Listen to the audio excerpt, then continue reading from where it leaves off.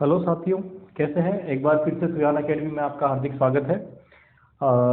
First grade physics के इस video lecture series के अंदर जो है आज का हमारा टॉपिक रहेगा प्रत्यास्थता यानी कि इलास्टिसिटी। ठीक है, अब तक हमने जो है पिछले जो वीडियो था वहाँ पे पृष्ठ तनाव तक का वो है लगभग सारा कंप्लीट कर लिया था विद न्यूमेरिकल प्रॉब्लम्स एंड उसके थ्योरेटिकल कंसेप्ट के साथ में। आज जो हमारा है इलास्टिसिटी, इसमें कंप्लीटली थ्योरेटिकल रहेगा। ठीक है, इसमें इलास्टिसिटी वाले कंसेप्ट के अंदर जो है आपके बंकन भी पढ़ेंगे हम आगे जो है, वो सारी जो चीज़ें रहेंगी। आज हम सिर्फ और सिर्फ फॉर्मूले पढ़ेंगे। ठीक है, फॉर्मूला याद करने के तरीके। ठीक है, और उसके साथ साथ में कुछ छोटे मोटे कंसेप्ट रहेंगे वो हम उसमें देखेंगे। ठीक है, आज न्यूमेरिकल प्रॉब्लम कुछ, क्योंकि इस वाले टॉपिक में से न्यूमेरिकल प्रॉब्लम के आने के चांसेस, आप अगर पुराने अगर पेपर उठा के देखें तो भी कोई क्वेश्चन बनता नहीं है, या कोई क्वेश्चन न्यूमेरिकल बनता है तो बड़ा इजी सा बनता है। अगर आपको फॉर्मूला याद है तो आप उस क्वेश्चन को आराम से कर जाते हैं। कोई बहुत बड़ी उसमें रॉकेट साइंस जैसा कुछ भी नहीं है ना, या मतलब जैसे कह सकते हैं कुछ टिपिकल चीजें कुछ भी नहीं आती है। तो टिपिकल चीजें क्या है, सिर्फ और सिर्फ इन फॉर्मूले को याद करना, उस पर हम जाएंगे आज, है ना। चलिए, तो सबसे पहले इलास्टिसिटी पे आते हैं। इलास्टिसिटी होती क्या है, आपको सबको पता है। इलास्टिसिटी रबर को खींच के छोड़ते हैं, वापस अपनी प्रारंभिक अवस्था में आ जाता है, इनिशियल पोजीशन पे आ जाता है। ठीक है, तो यानी कि इलास्टिसिटी का मतलब ये समझ लीजिए कि जो सब्सटेंस है, जो आपका मेटर है, उस मेटर में अगर हम कोई बाहर से फोर्स लगा रहे हैं, ठीक है, उसे हम क्या बोलते हैं, विरूपक फोर्स या डिफॉर्म फोर्स, जो क्या करता है उसके शेप एंड साइज में चेंज करता है। अगर शेप एंड साइज में चेंज हो रहा है और देन उसके बाद में हम उसको हटा देते हैं तो क्या होता है, क्योंकि कोई भी बॉडी है तो उसके अंदर क्या है, एटम से बनी है। तो इंटरनली क्या होता है उसके अंदर एक, जो अपन कह सकते हैं कि आंतरिक प्रतिक्रिया बल, यानी कि इंटरनली क्या होता है कि उसमें एक रिएक्शन फोर्स जो है वो जनरेट होता है। वो रिएक्शन फोर्स क्या करता है, उसको जैसे ही हम डिफॉर्म फोर्स को हटा देंगे, ये कंफ्यूजन दूर कर लेना। हम कई बार जब डेफिनेशन लिखते हैं तो उसमें डिफॉर्म और प्रतिक्रिया सब एक जैसा ही लिख देते हैं। ठीक है, अगर ऐसा नहीं है, होता क्या है कि आपने क्या किया, बाहर से जो फोर्स लगाया वो कौन सा है, डिफॉर्म फोर्स, यानी कि विरूपक बल है। और जो अंदर, इसके अंदर जो फोर्स है, यानी कि विरूपक बल हटाने के बाद जो वो उसको वापस इनिशियल पोजीशन में ला रहा है, वो क्या है, आंतरिक प्रतिक्रिया बल, यानी कि इंटरनल रिएक्शन फोर्स। वो इंटरनल रिएक्शन फोर्स जो है उसकी वजह से क्या हो रहा है, वापस ये अपनी प्रारंभिक यानी कि इनिशियल स्टेट में आती है।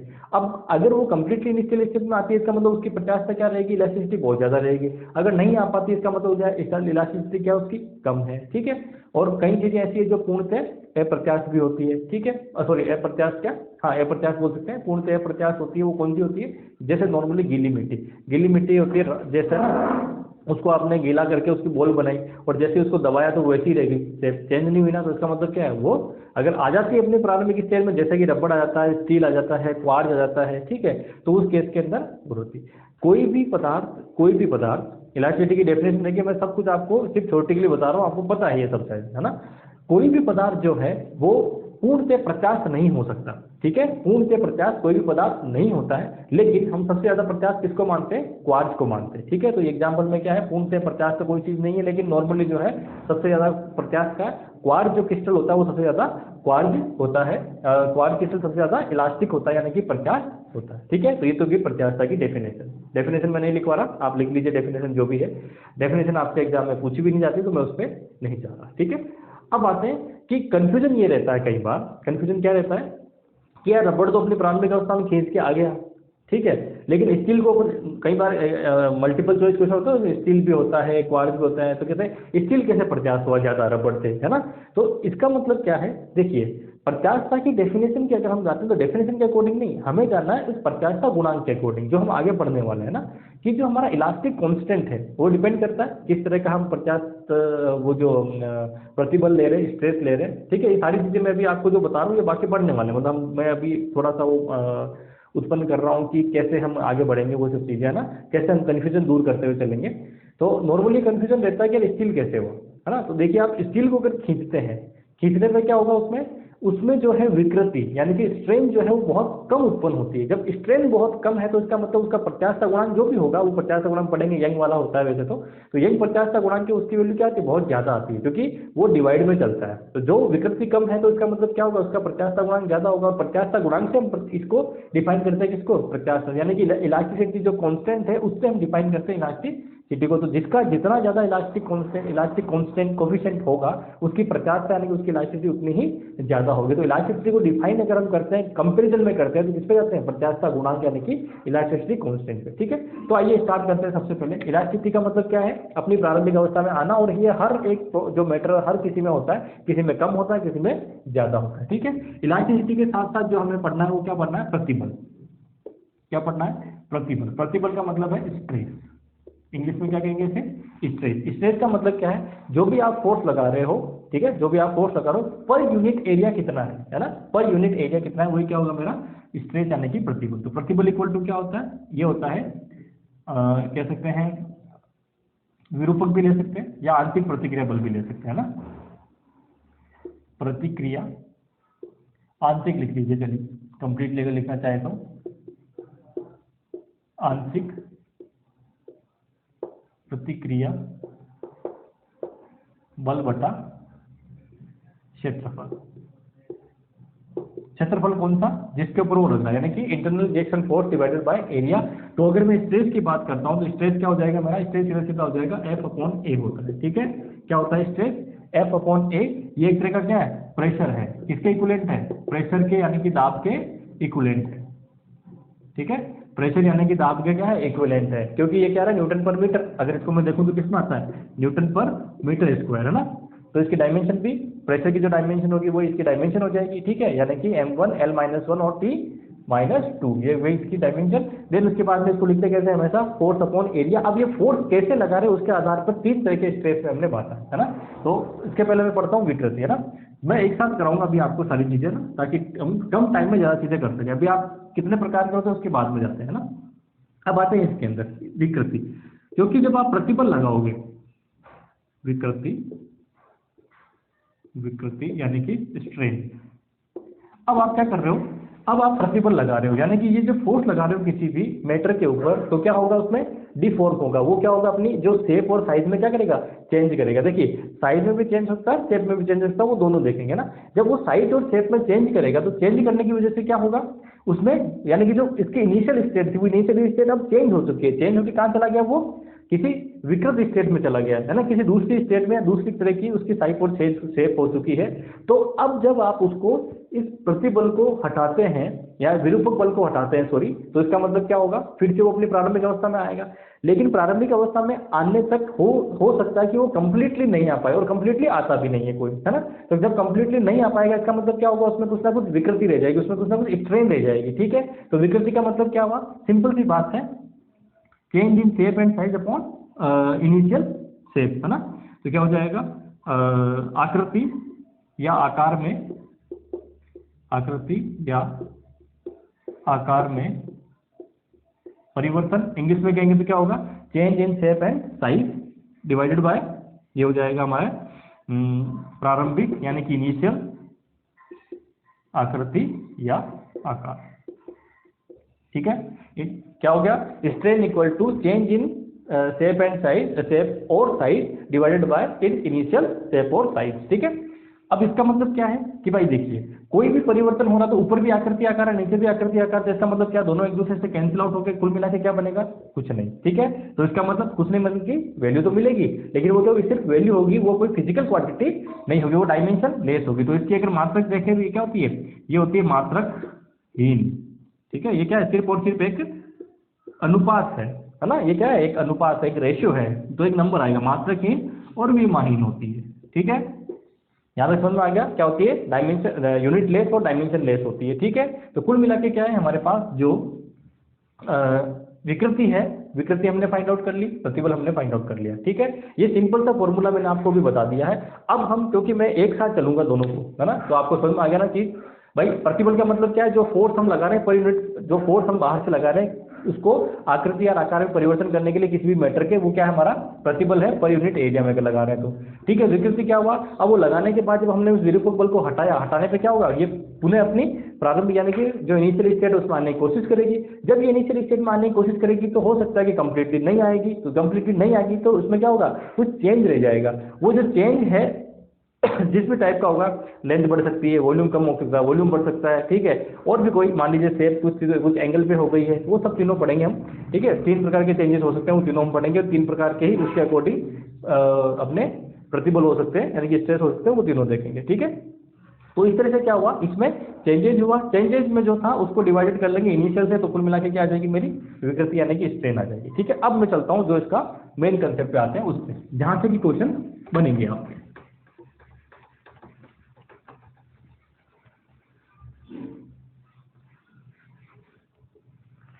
अब आते हैं फर्स्ट नंबर 1 पे, ठीक है। नंबर 1 पे जो है वो है हमारे पास कि मान लीजिए आपके पास क्या है, एक ऐसे रोड है, ठीक है, रोड या वायर है, क्या है, रोड या वायर है, उस पर आप इस तरह से फोर्स लगाते हैं, इस फोर्स की वजह से उसकी लेंथ में क्या हो गया, चेंज हो गया। इनिशियल लेंथ इसकी कितनी थी, इनिशियल लेंथ इसकी एल थी, और जो लेंथ में चेंजेस हुआ है यहां से यहां तक का जो चेंजेस है वो कितना है, डेल्टा एल हुआ है, ठीक है। क्या लगाया हमने, फोर्स लगाया, फोर्स लगाने से क्या हो गया, इसमें चेंजेस हो गया। अब फोर्स किस तरह से लगाया, मान लीजिए आप इस पे क्या लटकाते हैं, एक वेट लटकाते हैं, फोर्स लगाने के लिए क्या लटकाते हैं आप, एक वेट लटकाते हैं, तो जो आपका फोर्स होगा वो किसके बराबर होगा, डब्ल्यू यानी कि एम जी के बराबर होगा, ठीक है, पहली चीज। तो दूसरी, मान लीजिए इस तार जो है इसका, ये वायर है ना, इस वायर की जो रेडियस है आपकी वो कितनी है, आर है, इस वायर की जो रेडियस है वो कितनी है, स्मॉल आर है, समझ में आ गया। यानी कि यहाँ से यहाँ तक अगर मैं डिस्टेंस ये देखूं, ये डिस्टेंस कितनी है, स्मॉल आर, इसको याद रख देता हूँ, ये डिस्टेंस कितनी है इसकी, स्मॉल आर है, ठीक है। ये सारा मैं एक ही डायग्राम में ले रहा हूँ, बार बार हम नहीं लिखेंगे, थ्योरेटिकल नहीं पढ़े, क्योंकि हम इस तरह से पढ़ने के लिए ना। तो इसका मतलब क्या है कि ये जो प्रतिबल होगा जो उसकी लेंथ में चेंज करता है, किसमें, किसी भी वायर या तार की लेंथ के अकॉर्डिंग अलोंग लगता है, जो इसकी क्या करेगा, लेंथ में चेंज करेगा, उसे हम क्या बोलेंगे, उसे बोलेंगे हम अनुदैर्ध्य प्रतिबल। क्या बोलेंगे, अनुदैर्ध्य प्रतिबल, है ना, क्या बोलेंगे, अनुदैर्ध्य प्रतिबल, ठीक है। इंग्लिश में कहेंगे तो हो जाएगा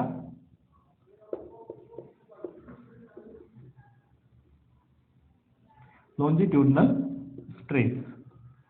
क्या होगा, लॉन्जिट्यूडनल स्ट्रेस, इसका मतलब क्या है, along the length of wire और रोड, ठीक है। अगर जो है प्रतिबल लग रहा है किसके अलोंग, लेंथ और लेंथ ऑफ वायर और रोड, यानी कोई रोड या वायर है उसकी लेंथ के अलोंग लग रहा है, तो वो कौन सा होगा, लॉन्जिट्यूडनल, ठीक है। तो लॉन्जिट्यूडनल होगा, तो कुल मिला के इसकी जगह मैं ये लिखना चाहूंगा, क्या लिखना चाहूंगा, है ना। तो ये क्या मिलेगा मेरे पास, वही फॉर्मूला, क्या मिलेगा, एफ अपॉन ए, ऑलवेज क्या होगा, एफ अपॉन ए, ठीक है।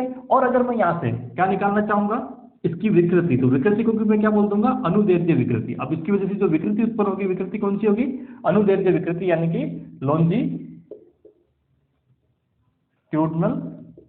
स्ट्रेन। ये कौन सा स्ट्रेन होगा, लॉन्जिट्यूडनल स्ट्रेन। अब ये क्या होगा, change in length upon initial length, Hindi में लिख देता हूं, चलिए, लंबाई में परिवर्तन, क्योंकि इससे क्या हो रहा है, लंबाई में परिवर्तन हो रहा है,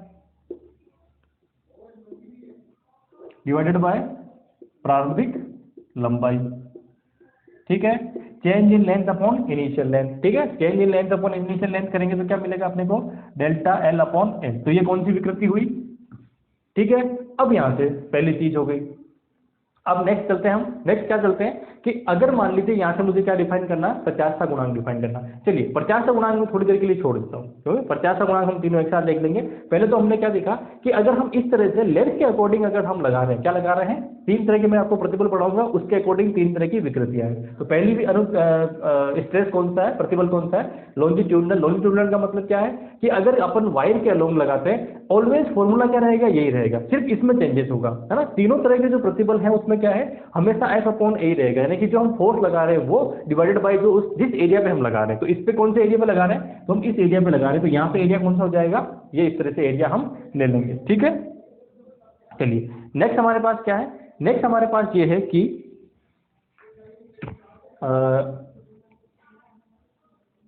फर्स्ट वाला हो गया, ठीक है। अब यहां से हम चलेंगे किसके अंदर, नेक्स्ट हमारे पास होगा कि अगर मान लीजिए आप किसी जो अपना पास क्या बोलते हैं वो है, सपोज कर लीजिए कि कोई बॉक्स है ना, तो कोई बॉक्स है, तो बॉक्स में आप क्या करते हैं, प्रेस करते हैं, तो प्रेस करेंगे तो उसकी क्या होगा, वॉल्यूम में चेंजेस होगा। तो इस तरह का जो प्रतिबल होगा उसे हम क्या बोलेंगे, उसे बोलेंगे अनुप्रस्थ प्रतिबल या अभिलंब प्रतिबल। ठीक है, अनुप्रस्थ या क्या बोलेंगे, अभिलंब प्रतिबल। ठीक है, तो एक बार मैं इसको मिटा देता हूं।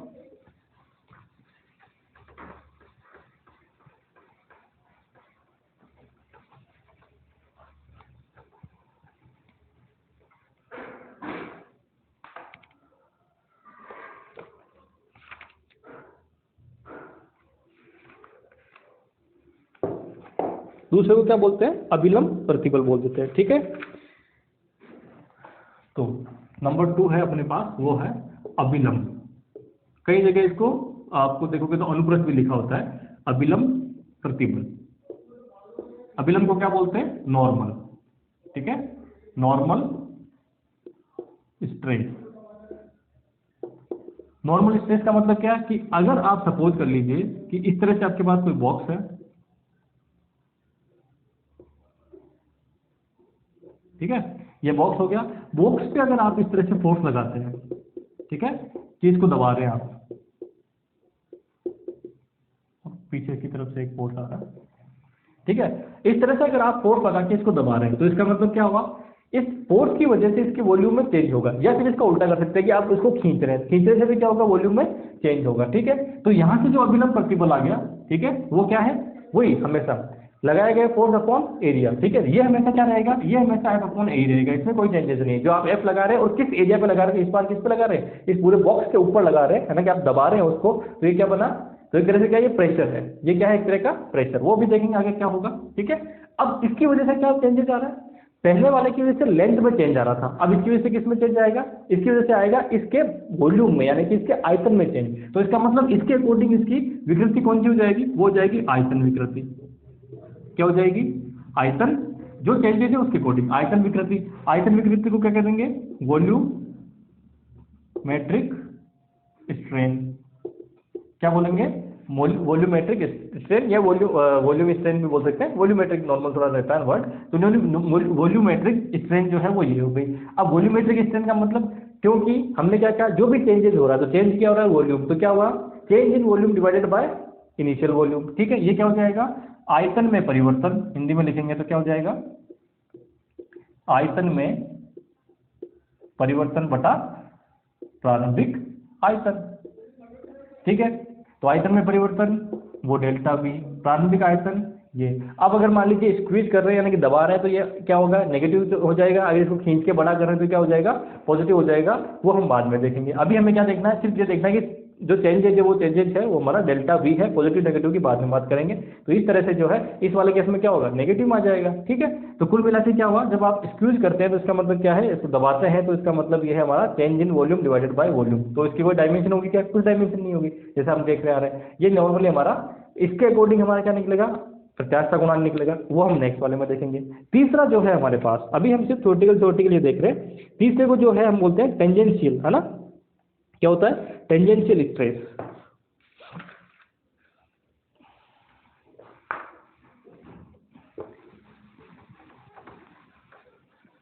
ये नाम किस हिसाब से पड़ रहा है, आप फोर्स किस हिसाब से लगा रहे हैं, किस पे लगा रहे हैं, उस पर डिपेंड करता है। तो नेक्स्ट क्या हो जाएगा हमारा, नेक्स्ट हो जाएगा स्पर्शी प्रतिबल। इसको अपरूपण भी बोलते हैं, स्पर्शी या अपरूपण प्रतिबल। ठीक है, बोलते हैं टेंजेंशियल, टेंजेंशियल स्ट्रेस। ठीक है, क्या बोलते हैं, टेंजेंशियल स्ट्रेस।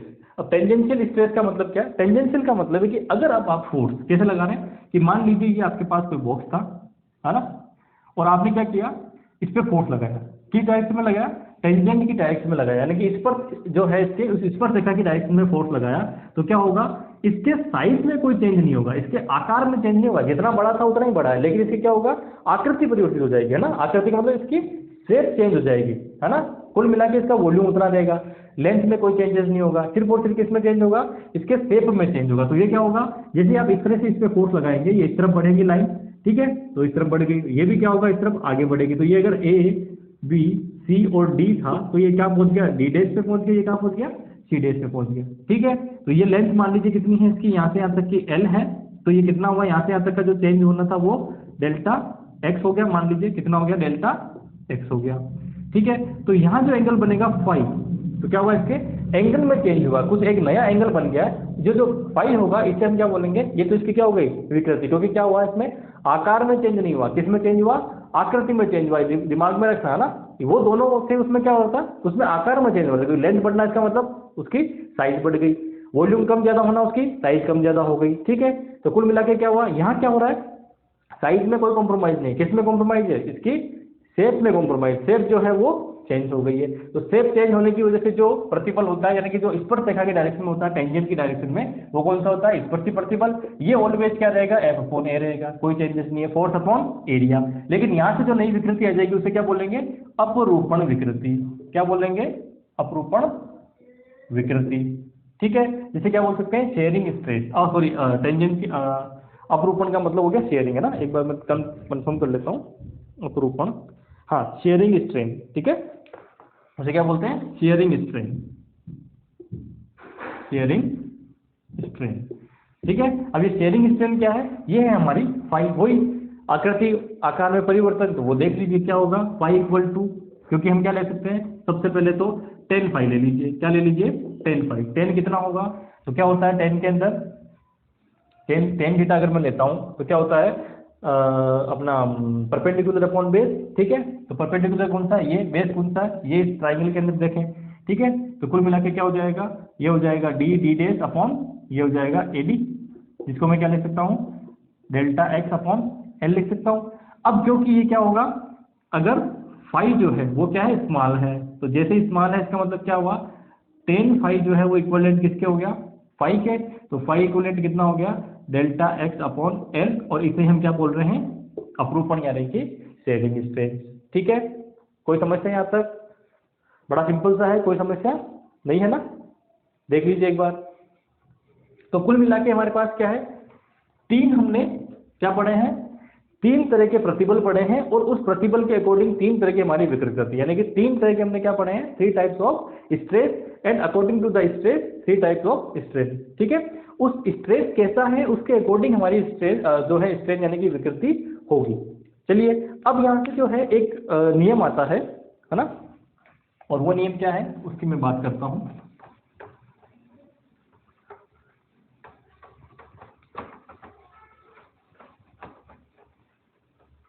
वो है हुक का नियम। किसका नियम है, हुक का नियम, हुक्स लॉ, हुक का नियम। ये हुक का नियम क्या कहता है, हुक्स लॉ क्या कहता है, ये कहता है कि अगर आप प्रत्यास्थता की सीमा में, प्रत्यास्थता की सीमा क्या है, तो आपको ग्राफ है, आप थ्योरेटिकली पढ़ सकते हैं। उसमें क्या है कि जैसे आप वायर है कोई भी, तो वायर को जब खींचते हैं तो क्या होता है, उसकी लेंथ में चेंजेस होता एक ऐसा पॉइंट आएगा जिसके बाद अपने आप ही वायर में क्या होगा, लेंथ में चेंज होगा बिना फोर्स लगाए हुए भी, और एक पॉइंट पे जाके वो क्या होगा, टूट जाएगा। ठीक है, तो जहां पर फोर्स लगाने पे जो चेंजेज हो रहा है वो डायरेक्टली प्रोपोर्शनल है, वो क्या है, हमारी प्रत्यास्थता की सीमा। ठीक है, तो ये क्या कहते हैं कि प्रत्यास्थता की सीमा में जो है प्रतिबल विकृति के समानुपाती होता है। क्या होता है, प्रतिबल विकृति के समानुपाती होता है। तो इसका मतलब क्या है, in the limit of elasticity, in the limit of elasticity the stress is directly proportional to strain. ठीक है, क्या चीज है, प्रत्यास्थता की सीमा, ये दिमाग में रखना। ठीक है, तो थ्योरेटिकल आप लिख लेना, प्रत्यास्थता की सीमा में प्रतिबल विकृति के समानुपाती होता है। अगर इंग्लिश में कहेंगे, in the limit of elasticity the stress is directly proportional to strain. तो stress is directly proportional to strain का मतलब है कि जो प्रतिबल है वो डायरेक्टली प्रोपोर्शनल किसके हैं, विकृति के। ठीक है, इंग्लिश में आप लिख लेना, है ना, प्रतिबल यानी कि stress directly proportional to strain. तो यहाँ से क्या हो जाएगा कि जब अपन इसको कन्वर्ट करेंगे, किस में कन्वर्ट करेंगे, इक्वल में, तो यह क्या आएगा, एक इलास्टिक कांस्टेंट आ जाएगा। ठीक है, इस ई को क्या बोलते हैं, ई को बोलते हैं इलास्टिक कांस्टेंट, यानी कि प्रत्यास्थता गुणांक बोलते हैं। ठीक है, क्या बोलते हैं, प्रत्यास्थता गुणांक, या बल्क मॉडुलस ऑफ इलास्टिसिटी बोल सकते हैं, बल्क मॉडुलस आगे आ जाएगा। इसको सिर्फ क्या बोलेंगे हम, इसको बोलेंगे इलास्टिक कोफिशिएंट। ठीक है, ये जो इलास्टिक कोफिशिएंट ई है ना, इलास्टिक कोफिशिएंट ई है, ये किसके इक्वल हुआ, ये हुआ प्रतिबल यानी कि स्ट्रेस, और किसके इक्वल हुआ, अपॉन विकृति यानी कि स्ट्रेन के। तो स्ट्रेस अपॉन प्रतिबल, है ना, स्ट्रेस अपॉन स्ट्रेन जो है वो क्या हो गया हमारे पास, इलास्टिक कोफिशिएंट हो गया। ठीक है, अब हमारे पास क्योंकि तीन प्रकार के क्या थे, 3 टाइप्स ऑफ स्ट्रेस थे और उसी के अकॉर्डिंग स्ट्रेन थी, तो इसका मतलब ये भी कितने प्रकार के होंगे, 3 प्रकार के ही होंगे। ठीक है। अच्छा, कई बार ये पूछा जाता है कि इसका डायमेंशन क्या होगी, कई बार पूछा गया है, तो ये किसके इक्विवेलेंट है, क्योंकि ये क्या है, डायमेंशन लेस, तो इसका मतलब ये डायमेंशन किसके इक्वल होगी, प्रतिबल के डायमेंशन के इक्वल होगी। दूसरा, प्रतिबल की डायमेंशन किसके इक्वल होती है, तो प्रेशर के डायमेंशन के, तो ये भी किसके हो गया, प्रेशर के डायमेंशन के इक्वल हो गया। ठीक है, यहाँ से ये चीज क्लियर होगी ना। ये कई बार आपको पूछा जा सकता है ना, ये कई एग्जाम में देखा, कई बुक्स के अंदर डायरेक्टली दिया है कि ये जो आपके इलास्टिक कोफिशिएंट है, इसकी जो डायमेंशन है वो किसके इक्वल है ना, तो प्रतिबल के इक्वल है। दूसरा, प्रतिबल का मतलब दाब के इक्वल है, या बल अपॉन क्षेत्रफल के इक्वल है। ठीक है, चलिए, तो यहाँ तक जो है मैं तीनों कोफिशिएंट लूंगा। ये आपके जो है नियम, ये इसका कोई मतलब नहीं, थ्योरेटिकल कंसेप्ट है, इसको कोई एग्जाम में आपको पूछने वाला नहीं है। मैंने आपको पहले ही कहा था, आज मैक्सिमम जो है हम थ्योरेटिकली क्वेश्चन देखेंगे।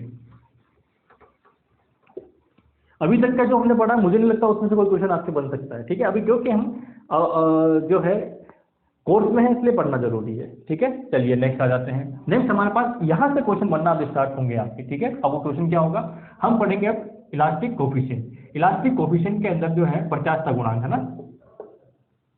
प्रत्यास्थता गुणांक पढ़ेंगे। ठीक है, प्रत्यास्थता गुणांक 3 प्रकार के, पहला जो है उसे हम बोलते हैं यंग प्रत्यास्थता गुणांक, यंग प्रत्यास्थता गुणांक, यंग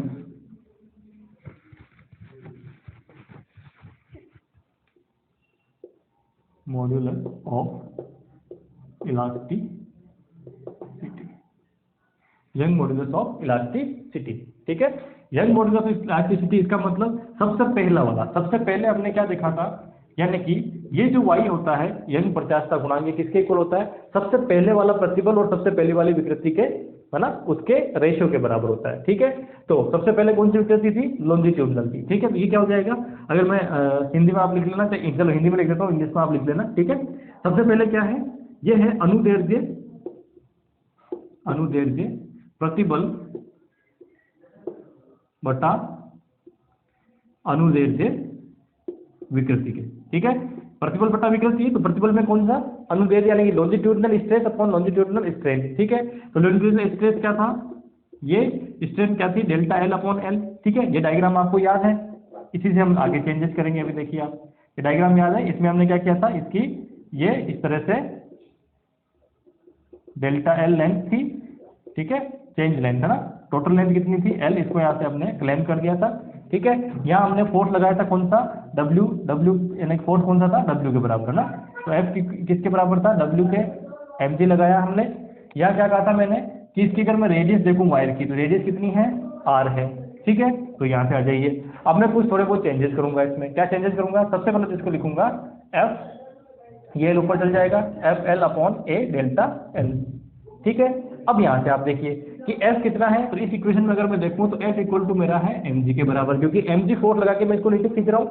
दूसरा, अपना A कितना होगा, A मतलब कि ये किस एरिया पे लग रहा है, तो क्रॉस सेक्शनल एरिया पे लग रहा है। तो वायर का अगर मैं क्रॉस सेक्शनल एरिया देखता हूँ, या रोड का क्रॉस सेक्शनल, तो क्या होता है, अगर ये r रेडियस की वायर है, तो ये जो एरिया होगा A, ये कितना होगा, पाई आर स्क्वायर। तो यहाँ पे मेरे पास एरिया कितना हुआ, पाई आर स्क्वायर हुआ। ठीक है, दोनों वैल्यू आप इसमें रख दीजिए, तो y इक्वल टू कितना हो जाएगा, mgl upon pi r square delta L. ये जो है आपको, जब आपको कोई न्यूमेरिकल क्वेश्चन दिया जाएगा तो आपको ये क्वेश्चन में दिया जाएगा। ठीक है, अगर इस यंग पे कोई न्यूमेरिकल, वैसे तो नॉर्मली नहीं पूछा गया, आज तक ना पूछते हैं, लेकिन अगर कोई क्वेश्चन आता है किसी वायर पे एम जो है फोर्स लगाने पे उसकी लेंथ इतनी थी तो इतनी चेंजेस हो गई है, तो चेंज होने की वजह से जो है आपको, और उसकी रेडियस जो है वो आपको गिवन होगी, और उसके बाद में जो पूछा जाएगा कि यंग प्रत्यास्थता गुणांक कितना होगा, तो वो ये होगा। या फिर उसका उल्टा कि यंग प्रत्यास्थता गुणांक इतना है और मास दे दिया और रेडियस दे दी और एल दे दिया है, और उसके बाद में पूछा कि ये डेल्टा एल कितना होगा, यानी लेंथ में चेंज कितना होगा, तो वो निकाल सकते हैं। तो कुल मिला के 3-4 चीजें देखे, और एक चीज जो गिवन नहीं है वो आपको पूछी जा सकती है इस फॉर्मूले के अकॉर्डिंग। ठीक है, आगे समझ में यहाँ तक यंग प्रत्यास्थता गुणांक। नेक्स्ट कौन सा प्रत्यास्थता गुणांक होगा, नंबर 2। नंबर 2 पे हम चले जाएं, क्योंकि नंबर 2 पे क्या था, आयतन पर, वो क्या बोलते हैं, आयतन विकृति, तो उसके अकॉर्डिंग क्या हो जाएगा, नंबर 2 पे वो हो जाएगा आयतन प्रत्यास्थता गुणांक। ठीक है, इसे क्या बोलते हैं, bulk modulus of elasticity, bulk modulus of elasticity. ठीक है, तो बस ये चेंजेस करने हैं कुछ अपने को। अब बल्क मॉडुलस किस पे लगता है, वो हमारा बॉक्स था, उस बॉक्स को दबाने पे। ठीक है, तो बल्क मॉडुलस को किससे देते हैं, के से डिनोट करते हैं। किससे करते हैं? के से डिनोट करते हैं। और इसकी वैल्यू क्या हो जाएगी? वही नॉर्मल यानी कि अनुप्रस्थ प्रतिबल है ना। अब अनुप्रस्थ या अभिलंब दोनों एक ही चीज है ना। अनुप्रस्थ कहो चाहे अभिलंब को, अभिलंब प्रतिबल बटा विकृति कौन सी थी? आयतन विकृति। ठीक है, कौन सी विकृति थी? आयतन विकृति, यानी कि normal stress upon volume strain. ठीक है, अब क्योंकि मान लीजिए मैं क्या कर रहा हूँ, जो बॉक्स था मेरा इस तरह का ये बॉक्स, ठीक है, इस बॉक्स में मैंने फोर्स लगाया है और इस फोर्स की वजह से क्या हो रहा है, इसके वॉल्यूम में चेंज हो रहा है। कितना हो रहा है? डेल्टा वी अपॉन वी, जो हमने देखा था। तो इसका मतलब ये क्या होगा? F upon A divided by delta V upon V. अब वो मान लीजिए चेंज हो रहा है, वो किसमें हो रहा है? नेगेटिव में दबा रहा हूँ, इसको स्क्वीज कर रहा हूँ। तो इसका मतलब के क्या हो जाएगा मेरे पास? कंप्रेसिटी मान लीजिए, है ना। तो के क्या हो गया? एफ अपॉन ए को मैं क्या लिख सकता हूँ? एफ अपॉन ए मेरा हो गया प्रेशर पी। एफ अपॉन ए क्या हो गया? Pressure P. ये क्या हो जाएगा? पी अपॉन माइनस डेल्टा, ऐसे कर दीजिए, चलिए, माइनस में P upon delta V upon V भी ऊपर चल जाएगा ना, ये भी ऊपर चल जाएगा, डेल्टा वी अपॉन वी, है ना। तो P V upon delta we, ये क्या बना मेरा? ये बना आयतन प्रत्यास्थता गुणांक, यानी कि बल्क मॉड्यूलस ऑफ रिजिडिटी। ठीक है, तो कुल मिला के ये दो आपके पास बन गए यहाँ से। तो अब क्या है अपना आयतन प्रत्यास्थता गुणांक हो गया। तीसरा जो हमारे पास है वो कौन सा है, वो देखते हैं।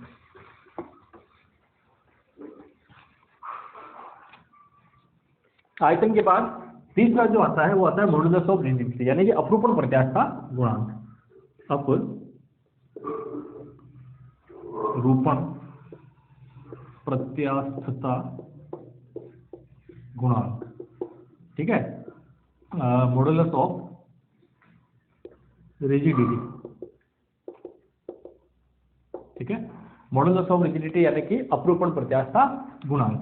तो ये जो अपरूपण प्रत्यास्थता गुणांक है ये क्या होता है वो देखिए। तो तीसरा हमारे पास जो है, मतलब तीसरा वाला प्रतिबल बटा तीसरा वाला जो विकृति है उसकी वजह से वो दोनों का अनुपात क्या हो जाएगा? अपरूपण प्रत्यास्थता गुणांक। ठीक है, यानी कि तीसरा जो अपन अगर देखें तो टेंजेंशियल या फिर शेयरिंग जो स्ट्रेस था उसमें क्या करेंगे? शेयरिंग स्ट्रेन का डिवाइड कर देंगे। ठीक है, तो अपरूपण प्रत्यास्थता गुणांक को नीटा से देते हैं। ठीक है, और ये क्या हो जाएगा? ये हो जाएगा हमारे पास कि अपरूपण प्रतिबल बटा अपरूपण है, इसको टेंजेंशियल यानी इस पर देखिए ना, इस पर देखिए प्रतिबल या अपरूपण प्रतिबल दोनों एक ही चीज है।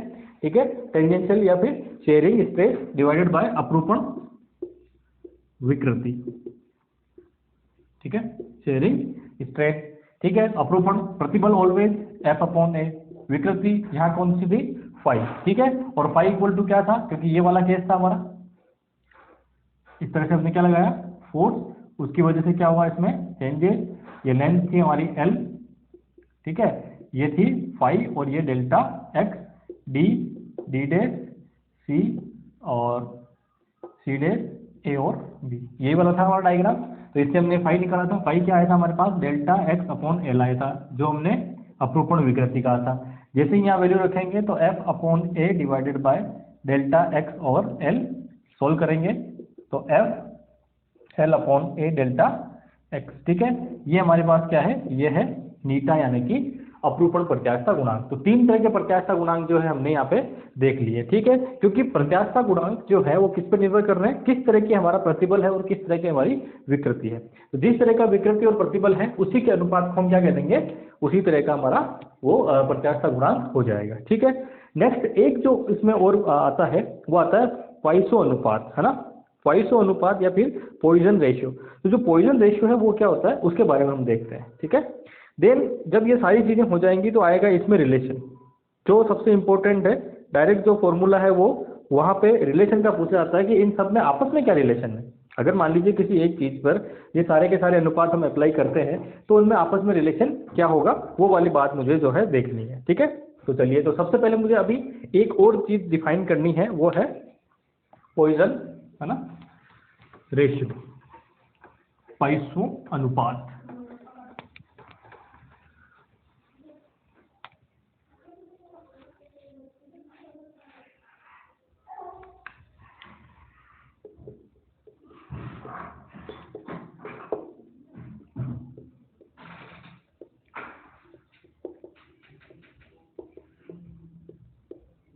ठीक है, पॉइजन रेशियो यानी कि पाइसो अनुपात।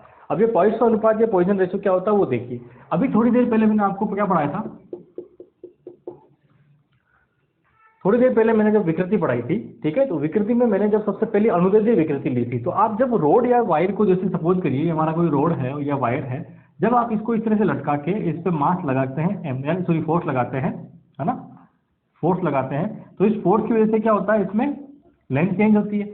अब मुझे एक चीज बताइए, जब तार के आप लेंथ चेंज कर रहे हैं, ठीक है, लेंथ को जब आपने इसको इंक्रीज किया, जब लेंथ इंक्रीज होगी तो क्या होगा, क्या ये पतला नहीं होगा क्या उसके साथ में, भाई लेंथ मैटर कहाँ से आएगा, मटेरियल जो है अल्टीमेटली तो मटेरियल तो इतना ही रहेगा, वॉल्यूम तो इसका इतना ही रहेगा। तो ये जो है इसमें जैसे ही आप इसकी लेंथ में इंक्रीज करेंगे तो ये क्या होगा, इसकी मोटाई जो है, इसकी विड्थ है, वो विड्थ क्या हो जाएगी, कम हो जाएगी, ठीक है, विड्थ क्या हो जाएगी इसकी, कम हो जाएगी, ठीक है। तो कुल मिला के जो है लेंथ हमारी है वो कितनी थी इनिशियल में, एल थी, चेंज इन जो लेंथ है वो कितनी है, डेल्टा एल है। यहाँ जो इसका डायमीटर था, ठीक है, डायमीटर कितना था पहले, मान लीजिए डी था, और जो चेंज इन डायमीटर है यानी कि ये और ये कितना कम हो गया, वो कम कितना हुआ, वो हुआ मेरा delta D, change in diameter है ना, इसकी मोटाई कितनी कम हुई है उसकी मैं बात कर रहा हूं। तो यहां से क्या हो जाएगा, यहां से जो मैं ये लिखता हूं, तो यहां से मैं दो चीज डिफाइन करूंगा। पहली चीज तो मैंने क्या डिफाइन की थी, अनुदैर्ध्य विकृति, ठीक है, अनुदैर्ध्य विकृति जिसे मैं क्या कहता हूं, अल्फा कहता हूं, वो क्या था मेरा, वो था delta L upon L, equation number 1, यानी कि लंबाई में परिवर्तन बटा प्रारंभिक लंबाई, change in length upon initial length, जिसे हमने क्या कहा था, लॉन्जिट्यूडनल स्ट्रेन। दूसरा मैं यहां से करता हूं अनुप्रस्थ, अनुप्रस्थ विकृति, अनुप्रस्थ विकृति जिसे हम बीटा से डिफाइन करेंगे। और अनुप्रस्थ विकृति का मतलब क्या है, अनुप्रस्थ विकृति का मतलब मेरे पास ये है कि यानी कि ट्रांसवर्स है ना, ट्रांसवर्स, अनुदैर्ध्य का मतलब लॉन्जिट्यूडनल, प्रस्थ का मतलब ट्रांसवर्स। जो ट्रांसवर्स स्ट्रेन है बीटा, वो क्या होगी, यानी कि इसमें change in width upon width या change in diameter upon diameter, ठीक है। तो change in diameter upon diameter अगर लेते हैं तो वो क्या आ जाएगी मेरी, ये वाली। तो यहाँ से जो है अब हम देखते हैं कि हम इसको पॉइसन जो रेशियो है उसको डिफाइन करते हैं। तो Poisson ratio sigma equal to क्या होता है, वो होता है मेरा अनुप्रस्थ विकृति यानी कि बीटा डिवाइडेड बाय अनुदैर्ध्य विकृति, ठीक है, यानी कि अल्फा। तो कुल मिला के सिग्मा इक्वल टू क्या हुआ, सिग्मा इक्वल टू हो गया beta upon alpha, sigma equal to क्या हो गया, सिग्मा इक्वल टू हो गया मेरा बीटा अपॉन अल्फा।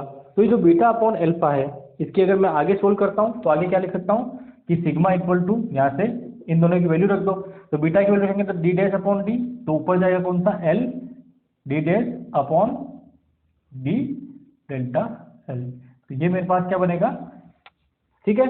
अब इंपॉर्टेंट चीज क्या है इसके लिए, ये तो हो गया हमारे पास ये चीज। इसके लिए सबसे इंपॉर्टेंट चीज है जो इसकी वैल्यू होती है ना, सिग्मा की जो वैल्यू होती है वो कई बार एग्जाम में पूछते हैं, ये होती है -0 प्लस में 0.5 टू माइनस, ठीक है, प्लस में इसकी वैल्यू कितनी होती है, ये प्लस लगा दीजिए यहाँ पे, या इसको ऐसे लिख देते हैं माइनस से प्लस की ओर, तो -1 टू प्लस 0.5 किसकी वैल्यू होती है, ये होती है हमारे पास सिग्मा की वैल्यू। ये सबसे इंपॉर्टेंट है, ये जो है आप दिमाग में हमेशा याद रखेंगे कि इसकी जो वैल्यू होती है वो कितनी होती है, -1 से लेके और 0.5 तक होती है प्लस के अंदर, ठीक है, किसमें होती है, प्लस में 0.5 तक होती है।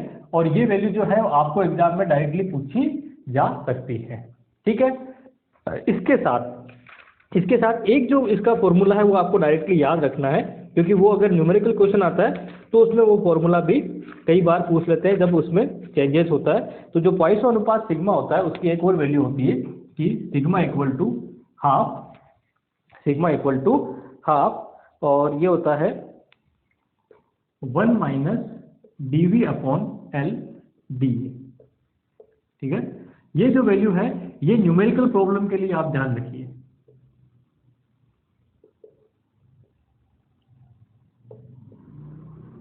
ठीक है, न्यूमेरिकल प्रॉब्लम है उनके लिए आपको ये एक और वैल्यू आपको याद रखनी है कि जब किसी वायर में आपको देंगे, जब किसी वायर को खींच के लेंथ में चेंज करते हैं तो उसकी लेंथ इनिशियल कितनी थी, एल थी, उसके वॉल्यूम में चेंज, ये क्या है, डीवी अगर मैं देखूं तो ये क्या है, चेंज इन वॉल्यूम, ये गिवन होगा आपको, ठीक है, क्या है, चेंज इन वॉल्यूम। डी अगर देखूं तो चेंज इन क्रॉस सेक्शनल एरिया,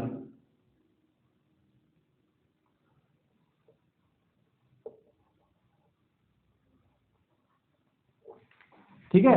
dV क्या है, चेंज इन वॉल्यूम, और ये जो दे रखा है वो क्या होगा, ये चीज, ठीक है।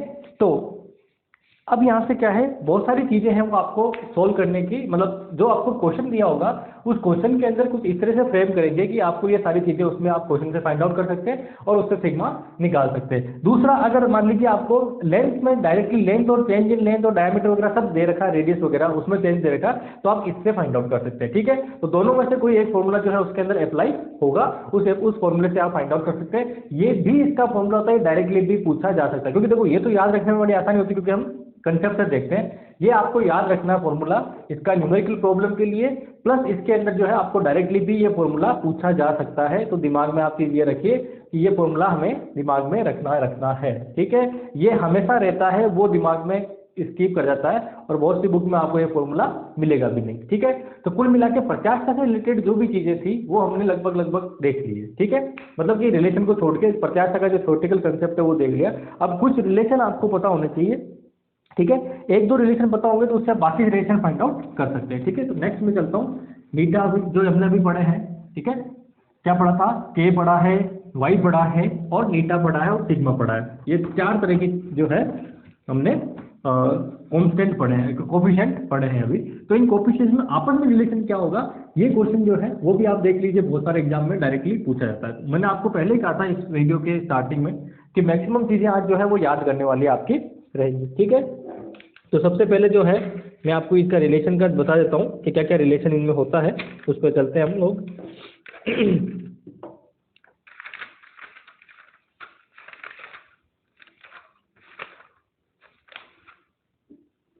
ठीक है। सबसे जो पहला रिलेशन आता है वो आता है वाई के और सिग्मा में, है ना। सबसे पहला रिलेशन किसमें है, वाई के और सिग्मा में।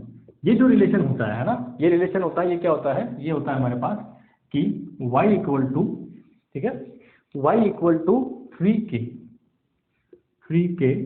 1 माइनस 2 सिग्मा। ये पहला रिलेशन है, ठीक है। y equal to 3k 1 minus 2 sigma, ठीक है।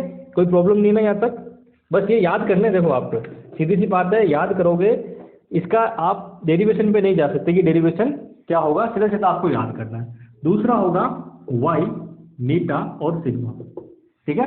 y नीटा और सिग्मा में तो थोड़ा सा चेंजेस करना है, y इक्वल टू, ठीक है। क्या चेंजेस करना है, इतना सा ही करना है कि y इक्वल टू, यहाँ 3 की जगह क्या आ जाएगा 2 सिग्मा, तो यहाँ क्या हो जाएगा प्लस में ये, ठीक है। ये सेकंड रिलेशन। पहला relation y equal to 3k 1 minus 2 sigma, दूसरा हो जाएगा y इक्वल टू 2 नीटा, ठीक है, 2 नीटा 1 प्लस सिग्मा, ठीक है। दूसरा रिलेशन हो गया। तीसरा रिलेशन, अब जो सारे रिलेशन है अगर ये दो याद है तो आप सारे रिलेशन आपस में फाइंड आउट कर सकते हैं। क्या, अगर मुझे y के और नीटा में चाहिए तो इसका मतलब क्या है, दोनों इक्वेशन से सिग्मा को क्या करो, एलिमिनेट कर दो, ठीक है। अब जो है ये दो तो याद करने पड़ेंगे, देखो ये याद कर लोगे तो अच्छी चीज है, इनको निकालने बैठोगे तो एक पेज को आपको सॉल्यूशन करना पड़ेगा, लास्ट में आंसर ये निकालोगे, मिलना उसका वही 1 नंबर 1.5 नंबर, जो भी आपका 2 नंबर का क्वेश्चन है 2 ही नंबर है, चाहे आप एक पेज करके निकालिए, डायरेक्ट याद करके लिखिए, ठीक है। तो अगर ये दोनों याद रहेंगे तो आपके लिए बहुत आसान हो जाएगा, और याद करने भी हैं। कुछ फॉर्मूले जो है वो आपको मैं फिर कह रहा हूँ, कुछ चीज़ें ऐसी है, यानी कि जैसे अभी हम जो थ्योरेटिकल कंसेप्ट पढ़ रहे हैं उसमें जो है आपको चीज़ें याद करनी पड़ेंगी, ठीक है। उसका कोई वो इलाज नहीं है। हाँ, याद नहीं करना चाहते हो तो डेरिवेशन करिए, वहाँ सॉल्यूशन करिए, क्योंकि सिलेक्शन लेना है तो याद करना पड़ेगा, ठीक है। वरना वहाँ पे ये इसका नॉलेज से कोई मतलब नहीं है ना, ये सब चीज़ें इसका नॉलेज से मतलब नहीं है। आपको याद है तो भी 2 नंबर मिलेंगे, उससे भी कोई वो नहीं। लेकिन क्वेश्चन जो करते हैं बाकी सारे जो है वो नॉलेज से रिलेटेड थे, जो भी हमने टॉपिक अभी तक पढ़े हैं या आगे पढ़ने वाले हैं, ठीक है। चलिए, तो वाई टेन नीटा में, तो यहाँ से दोनों तरफ से मुझे क्या करना है, सिग्मा को एलिमिनेट करना है, ठीक है। सिग्मा को एलिमिनेट करके और उसको दोनों को इक्वेशन बराबर कर दूंगा। तो इसमें से मैं जब सिग्मा को एलिमिनेट करूंगा तो यहाँ सिग्मा इक्वल टू क्या बनेगा मेरा, सिग्मा इक्वल टू अगर मैं देखूँ तो वाई के नीचे 3k जाएगा, ठीक है। फिर उसके बाद में 1 उस तरफ जाएगा, सॉरी सिग्मा को उस तरफ भेज दिया, इसको इस तरफ भेज दिया, क्या हो जाएगा 1 माइनस, है ना। तो होगा 1 माइनस वाई अपॉन 3k, और फिर क्या है 2, तो ये हो गया 1/2, ठीक है। फर्स्ट इधर से निकालिए, इधर से जो सिग्मा निकलेगा वो क्या हो जाएगा, ठीक है, 1 उधर जाएगा तो ये हो जाएगा अपने पास y अपॉन 2 नीटा माइनस 1। इन दोनों को बराबर कर दीजिए, तो यहाँ से रिलेशन निकालेंगे तो क्या हो जाएगा, इन दोनों को बराबर करते हैं तो y अपॉन टू नीटा minus one equal to 1/2 1 minus Y upon, ठीक है। इन दोनों को इक्वल कर देते हैं और इक्वल करके रिलेशन फाइंड आउट कर लेते हैं। चलिए करते हैं रिलेशन फाइंड आउट, देखिए क्या आता है। y इक्वल टू निकाल लेते हैं अपन तो इसको इस तरफ ले आते हैं और इसको उस तरफ ले जाते हैं, तो इक्वल मिला के y 2 नीटा, अच्छा इक्वल को छोड़ो, इसको अंदर मल्टीप्लाई कर दो और इसको बाहर लेके आओ, तो क्या हो जाएगा, प्लस के अंदर आएगा, ये इधर आएगा, तो y upon 6k equal to, ये क्या होगा 1/2, ये इधर आएगा तो +1, ये इधर जाएगा, ठीक है। इसको इस तरफ लेके आएंगे, ये इक्वेशन बनेगी। नेक्स्ट आ जाइए, y दोनों में से कॉमन ले लीजिए, जैसे ही y कॉमन लेंगे तो क्या बन जाएगा 1/2 नीटा प्लस 1/6k, इधर क्या है 1/2 तो 3/2, ठीक है। एलसीएम लेके इसको सोल्व करेंगे, एलसीएम लेके सोल्व करेंगे तो सीधा सीधा क्या बन जाएगा कि y, ठीक है। चलो पहले सोल्व कर लेते हैं। अंदर क्या हो जाएगा 9 में हो जाएगा, 9 नहीं हुआ सॉरी, ये हो जाएगा हमारे पास 6 है ना, तो 6 आ जाएगा सीधा सीधा, 6 में हो जाएगा दोनों, हाँ 6 हो जाएगा, 6 नीटा के, ठीक है। 6 नीटा के हो गया, 6 का 6 नीटा का इसमें डिवाइड करेंगे तो कितना आएगा 3k आ जाएगा। इसमें करेंगे तो प्लस का 6k कैंसिल आउट, नीटा बचेगा इक्वल टू 3/2, इस 2 से ये कैंसिल आउट करके कितना कर सकते हैं 3, इसको उधर भेज दीजिए, तो कुल मिला के y इक्वल टू कितना आ गया, अगर मैं यहाँ से देखूँ तो y इक्वल टू कितना आ जाएगा, इन सबको उधर भेजूंगा तो 3 उधर जाएगा तो कितना हो गया 9, साथ में नीटा के डिवाइडेड बाय 3k प्लस नीटा, और कुछ है क्या, कुछ भी नहीं है, ये सॉल्यूशन हो गया इसका।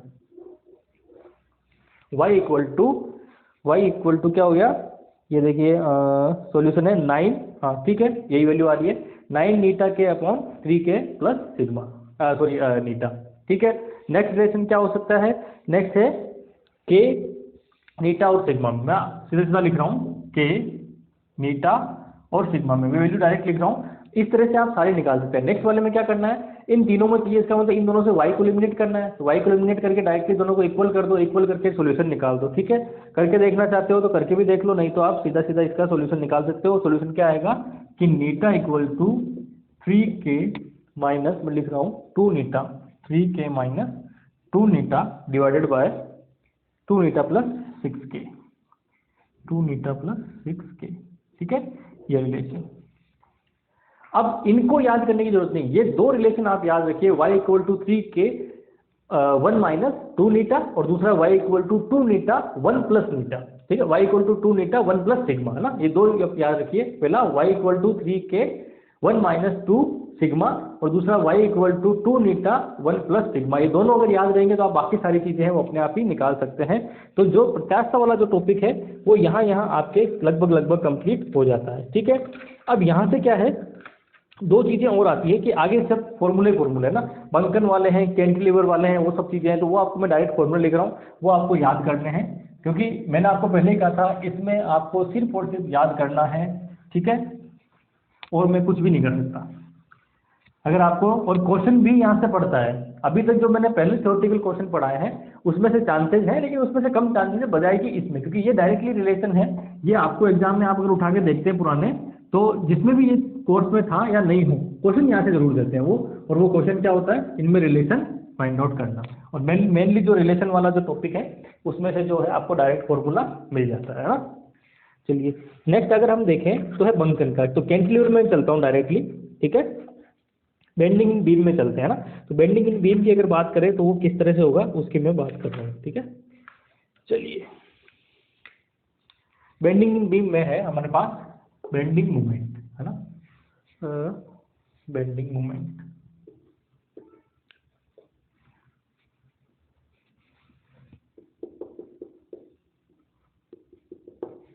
Bending moment.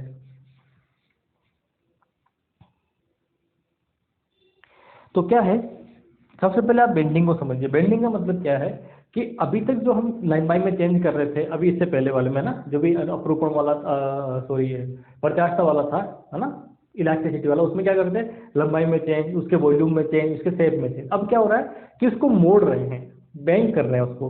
तो जब बेंड करेंगे या मोड़ेंगे तो क्या होगा, वापस उसमें क्या होंगे, कुछ आंतरिक प्रतिक्रिया मिलेगी, यानी कि ऊपर की जो लेयर होगी, यानी कि जैसे मान लो मैं इस पेन को मोड़ता हूँ, है ना, ये मान लो स्टील का होता है या लोहे का होता है, तो ऊपर की लेयर क्या होती है, ऊपर की लेयर तो फैलेगी, नीचे की लेयर क्या होगी, जो नीचे की लेयर वो क्या होगी, सिकुड़ेगी, उसकी लेंथ कम होगी, ऊपर की वाली लेंथ क्या होगी, ज्यादा होगी, मिडिल वाला जो है वो क्या होगा, उसकी लेंथ जो है वो इक्वल रहेगी। तो इसका मतलब क्या है कि जब आप इसको छोड़ोगे तो वापस क्या हो रहा है, तो वो अपनी प्रारंभिक अवस्था में आने की कोशिश कर रहा है। तो बेंडिंग ऑफ बीम, अब बेंडिंग हो रहा है तो क्या होगा, किसी एक, मतलब जैसे आप इसको बेंड करेंगे इस तरह से, तो बेंड करेंगे तो क्या होगा, यहाँ से कोई रेडियस, तो इसका क्या होगा, सेंटर होगा, तो इस सेंटर के फोर्स लगा के करेंगे, तो फोर्स लगा के करेंगे तो यहाँ पे क्या होगा, इसके प्रति, है ना, इस पॉइंट के जहाँ से अपन इसको मोड़ रहे हैं, इसका जो सेंटर होगा उसके प्रति क्या होगा, उसका कुछ बल आघूर्ण होगा, है ना, यानी कि टॉर्क होगा, और वो टॉर्क की वजह से वापस क्या होगा, इंटरनली जो होगा उसकी वजह से वापस क्या करेगा, वो अपने उस प्रारंभिक अवस्था में जाने की कोशिश करता है, जिसे हम क्या करते हैं कि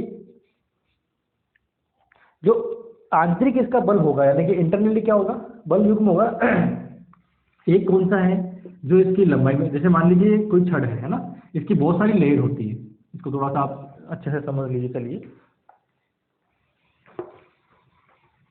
ये जो आपकी छड़ है ना, इस तरह से उसकी कुछ ना कुछ मोटाई भी होगी, है ना, तो इसको जब बेंड करते हैं तो ये कौन सी है आपकी, मिडिल वाली, जिसकी लेंथ में कोई चेंज नहीं है। इसकी लेंथ में क्या है, आपने जब फोर्स लगाया तो क्या हुआ, इसकी लेंथ में चेंज हुआ ना, लेंथ में चेंज हो गया, क्या होगा, इस तरफ लेंथ में चेंज होगा, ठीक है, ऐसे ऐसे फोर्स लगाओगे ना आप उसको घुमाने, तो इसमें किधर किधर लगेगा, अंदर की तरफ लगेगा। समझ पा रहे हैं मेरी बात को, अगर मान लीजिए मैं इसको ऐसे मोड़ता हूं तो इसका मतलब क्या हुआ, ऊपर की तो जो है उस पर फोर्स किधर लगा, खींचने में लगा, लंबाई में चेंज हुआ, नीचे वाली में क्या हुआ, सिकुड़ी, है ना, तो उसमें क्या हुआ, अंदर की तरफ फोर्स लगा।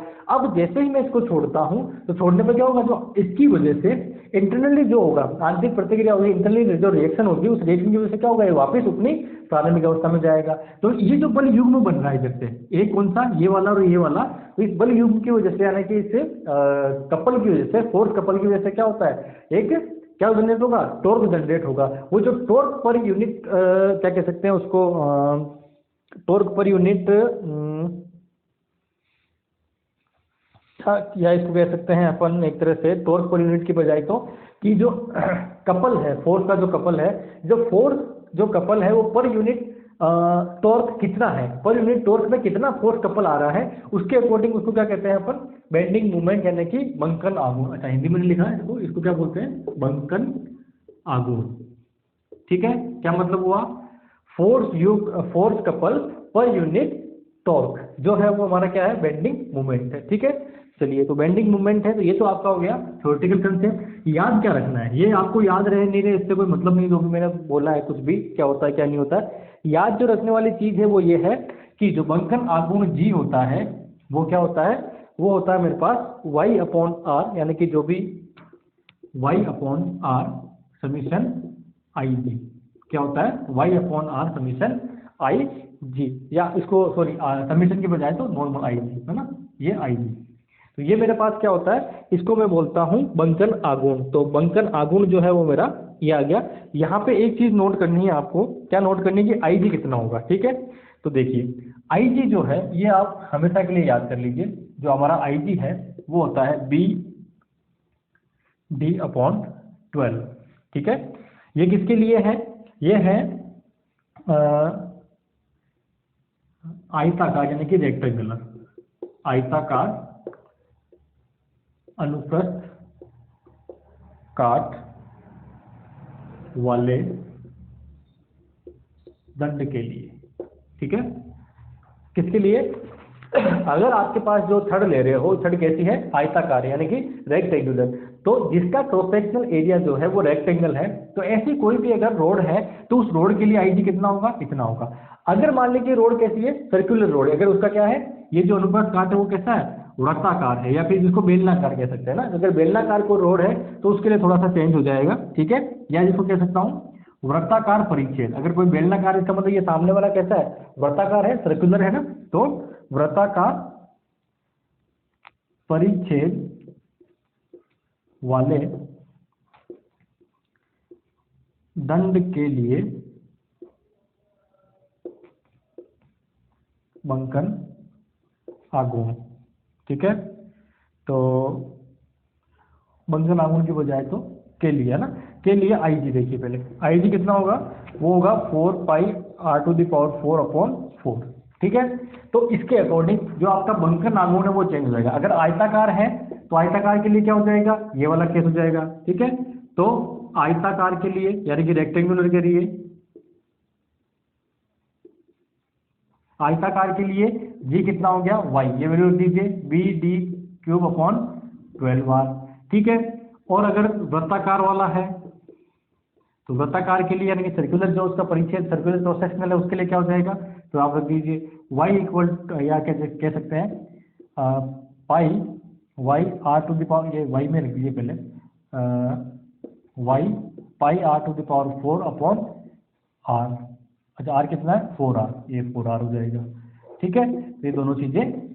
अब आगे जब हम जाएंगे कैंटिलीवर में, तो कैंटिलीवर में भी यही चीजें चलेगी। जो आप कैंटिलीवर के लिए किस तरह की छड़ यूज करते हैं उसके अकॉर्डिंग आपका आईजी रहेगा। तो आईजी हमारा क्या है, फिक्स है, बाकी जो है वो चीजें चेंज होती रहेगी। तो आईजी आपको ध्यान रखना, आयताकार के लिए क्या है बी डी, ठीक है, ब्रेथ एंड उसकी जो डेप्थ है उसके अकॉर्डिंग है ना, डिवाइडेड बाय 12। और इधर क्या है जो अपनी बेलनाकार है तो उसका ये परिच्छेद कैसा है, क्रॉस सेक्शन कैसा है, वृत्ताकार है यानी कि सर्कुलर है, तो सर्कुलर की रेडियस कितनी है उसके अकॉर्डिंग ये हमारा आईजी होगा इसके लिए, ठीक है। और ये किसका फॉर्मूला है, ये है हमारे बंकन आघूर्ण, ठीक है। अब जो नेक्स्ट लेंगे वो कैंटिलीवर। कैंटिलीवर का मतलब क्या है कि अगर आप किसी भी छड़ पर क्या करते हैं, इस तरह से रख के अगर उसके एक सिरे को टाइट करके दूसरे सिरे पे क्या लगाते हैं, अगर आप वेट लगाते हैं तो उस वेट की वजह से क्या होती है, वो ऐसे मुड़ जाती है, ठीक है, इस तरह से मुड़ जाएगी मान लीजिए। तो मुड़ने पर उसके अंदर जो है वो कितना बेंडिंग आघूर्ण होगा यानी कि बंकन आघूर्ण होगा, बेंडिंग मूवमेंट होगा, उसकी हमें बात करनी है, ठीक है। पहला केस ये हो सकता है। या फिर क्या कर सकते हैं कि दो आपके पास वो रोड है, उसको आपने दो आधार पे रख दिया दृढ़ पे, और बीच में आपने क्या किया, आप वेट लगाते हैं, तब वेट लगाते हैं तब उसके अंदर जो अवनमन होगा है ना, अवनमन मतलब कि जो उसमें एंगल बनेगा कितना वो नीचे जाती है अवनमन, वो हमें फाइंड आउट करना होगा। उसका भी आपको डायरेक्ट फॉर्मूला पूछ जाता है। एक तो ये फॉर्मूला हो गया और एक आगे जो हम पढ़ने वाले हैं, और उसके बाद में हमारा चैप्टर कंप्लीट करेंगे। कोई ज़्यादा इसमें था नहीं क्योंकि सारा का सारा जो है वो याद करने वाली चीज़ें थी, इसलिए मैंने थोड़ा लेंथी भी हुआ है, कोई बात नहीं, पर क्योंकि हमारे चैप्टर कंप्लीट करना बड़ा जरूरी है तो उसकी मैं बात कर रहा हूँ ना। तो नेक्स्ट हमारा टॉपिक क्या है, वो है कैंटिलीवर का। कैंटिलीवर, ठीक है।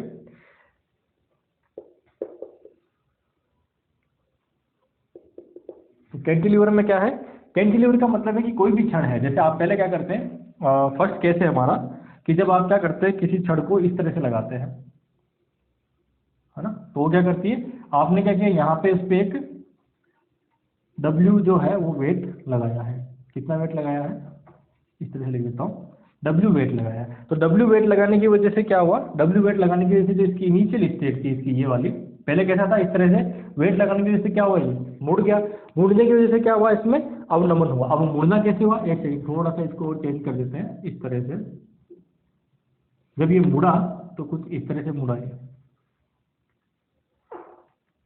ठीक है, इस तरह से इसमें क्या हुआ, कुछ मुड़ा हुआ आया, ठीक है। उसकी वजह से क्या हुआ, इसकी लेंथ मान लीजिए कितनी है, इसकी लेंथ है हमारे पास L, ठीक है। तो अब हमें निकालना है कि इसमें अवनमन कितना होगा। अवनमन का मतलब क्या है, अवनमन का मतलब ये है कि कितना नीचे इसमें एंगल तक गया है, ठीक है। तो इस वाले केस के अंदर अवनमन जो होगा वो अवनमन कितना होगा, यानी कि डेल जिसे हम कह रहे हैं, जो एंगल बनेगा वो कितना बनेगा, वो बनेगा ये 4 की बजाय WL³ अपॉन Y IG,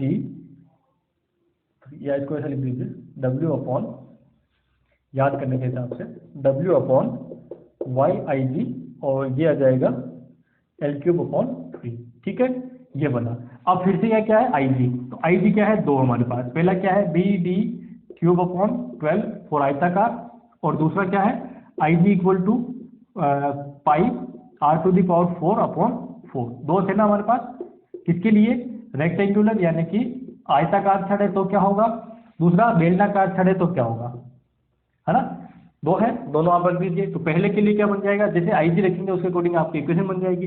पहले के लिए अगर मैं आयताकार के लिए देखूं, रेक्टेंगल के लिए, तो डेल कितना आ जाएगा, ये आ जाएगा W, ठीक है, यहाँ से L³ तो ऑलरेडी है तो L³ अपॉन Y, ठीक है, 3Y है ना, 3Y, यहाँ से इसको सोल्व करेंगे तो क्या हो जाएगा, बी डी क्यूब, ठीक है, डिवाइडेड बाई 12, इसको मल्टीप्लाई कर दीजिए, तो W L cube B D cube divided by 48y, ठीक है। तो ये आपकी क्या बन जाएगी इसकी इक्वेशन। अच्छा उल्टा लिख दिया क्या, सॉरी उल्टा लिख दिया, उल्टा क्या लिख दिया, ये ऊपर नहीं है नीचे है, आई जी है ना, तो आई जी नीचे है तो ये क्या हो जाएगा, डब्ल्यू एल क्यूब तो ऊपर, नीचे क्या है वाई, ये रखेंगे बी डी, ठीक है, क्यूब अपॉन 12, और ये 3 चल ही रहा है, इसको यहाँ से करेंगे तो 4 ऊपर जाएगा, तो 4 डब्ल्यू एल क्यूब, ठीक है, वाई बी डी क्यूब, ये मेरे पास क्या आएगा, आयताकार के लिए डेल आ जाएगा, ठीक है।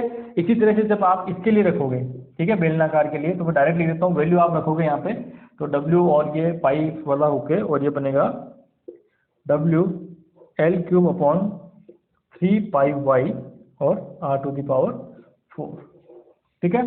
तो याद क्या रखना है, ये वाला, और किस केस में रखना है, जब आप जो छड़ ले रहे हैं, है ना, जो आप रोड ले रहे हैं, उस रोड के एक एंड को तो कस दिया, दूसरे एंड पे क्या करते हैं, डब्ल्यू आप वेट लगाते हैं। अगर इसका उल्टा हो, उल्टा मतलब कि आपने क्या किया है, इस छड़ को इस तरह से रखा है, इस तरह से रख के यहाँ आपने क्या किया, डब्ल्यू वेट लगाया है, तो आपका यहाँ पे जो अवनमन डेल है वो चेंज हो जाएगा। ये हमारा सेकंड केस है। ये फर्स्ट केस जो है वो इस तरह से है कि आपने छड़ कहाँ लगाया, इसके यहाँ लगाया है, और सेकंड केस वाले के अंदर जो है वो ये हो जाएगा कि जो डेल आएगा वो डेल आएगा आपके पास